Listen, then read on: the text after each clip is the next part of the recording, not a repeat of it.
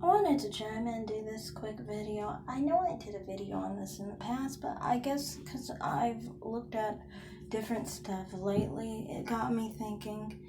And now I remember some people were saying that the Fresh and Fit podcast, the guy named Myron Gaines or whatever, that he wasn't black because he was Sudanese. Well, I've looked at the Sudanese people. I'm sorry, I don't see. How are these people not black? To me, they look definitely black. Like, obviously black.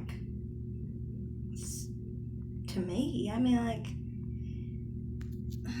people have this idea of blackness that it only encompasses one phenotype.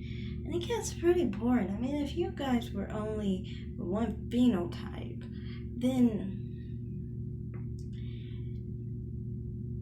why would you think that, like, don't you have some idea that there's diversity in such a big continent? Like, this is in one country, and that's all the people, how they look.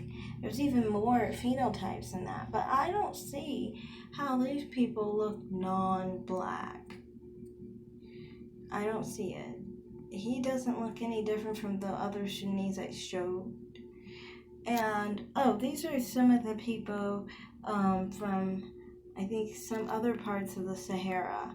And I noticed they do have a similar phenotype, but I would say they still don't look as non-sub-Saharan as these people even do. And I would say these people have a good amount of sub-Saharan heritage at some point in their history, I would assume.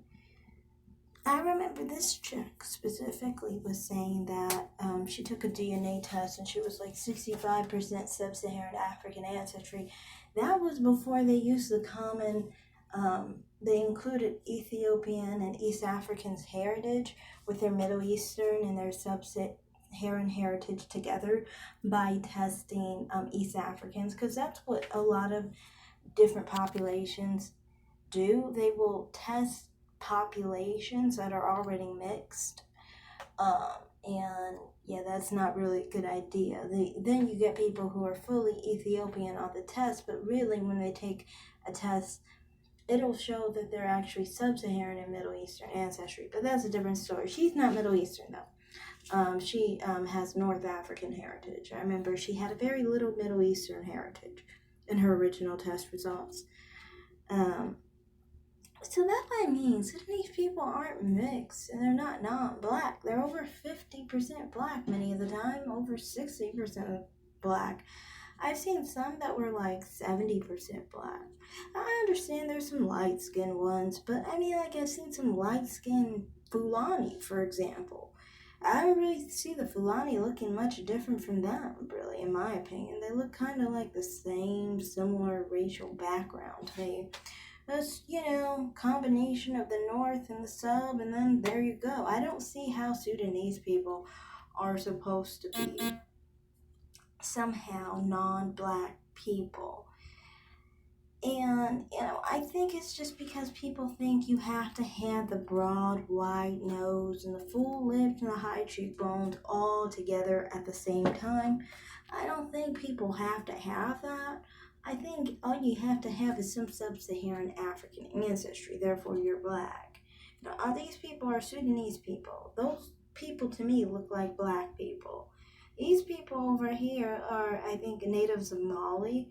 And I'd say that these people, some of them look less black than the Sudanese. And you see, people consider people of Mali many of the time. It's confusing. They'll say that they're sub-Saharan, and then sometimes they won't. It's confusing, honestly, but I do think they are seen as black in total. So I don't understand why anyone would try and act